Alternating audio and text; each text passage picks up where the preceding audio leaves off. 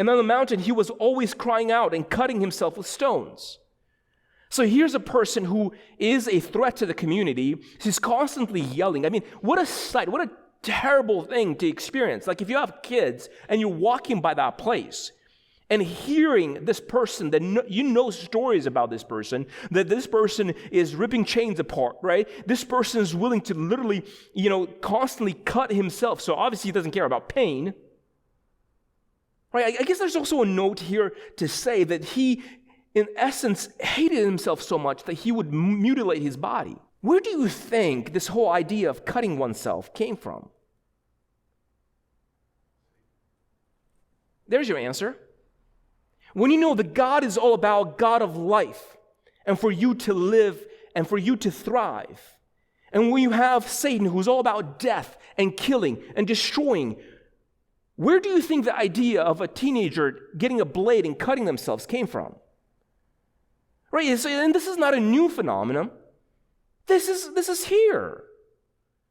Right, you have somebody who's possessed and he's cutting himself with stones.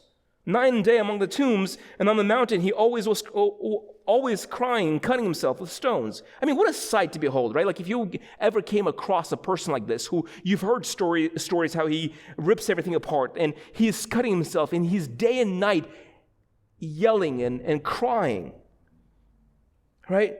And when he saw Jesus from afar, he ran. And I mean, sometimes we read the Bible and you're like, yeah, he ran and he knelt before Jesus. But do you understand the contrast here? The guy who is ripping everything apart, who everyone is scared of. I mean, if you had that guy running towards you, charging towards you, would you not just take the B option and turn around and try to outrun him, right?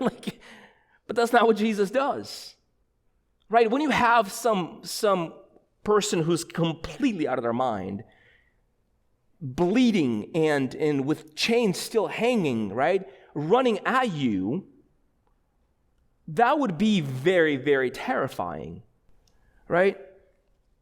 He says that he started to run and he fell down before him.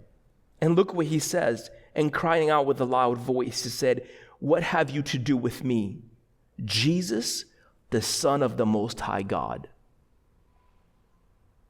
You know what's interesting is that every single time the disciples see Jesus do a miracle, they're like, "That's our teacher. Who's this guy? He's able to control the weather?"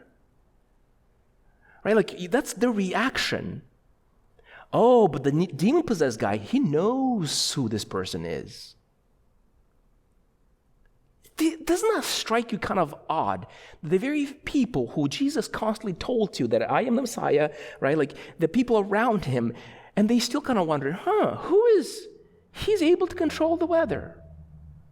Yet the guy who's never seen him, who's possessed by demons, the first time he lays his eyes on Jesus, runs to him, kneels before him. The Greek word there is someone who kneels to worship and says, "What have I to do with you, Jesus, Son of God?"